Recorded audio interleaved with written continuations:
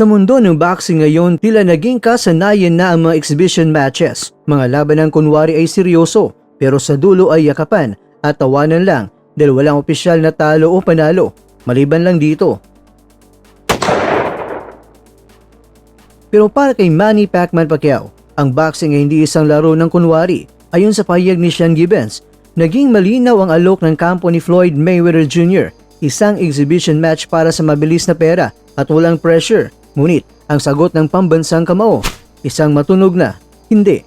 Bakit nga ba?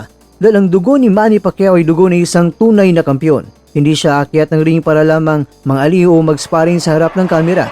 Gusto niya ng real fight at ayaw niya ng limitadong round o malalaking guwantes. Gusto niya na ang laban ay nakatala sa kasaysayan. Laban na may tunay na determinasyon at laban na may opisyal na resulta sa putong ito ng kanyang karera. Wala na siyang kailangang patunayan sa pera, pero meron pa rin siyang kailangang tapusin pagdating sa usapin na ligasiya.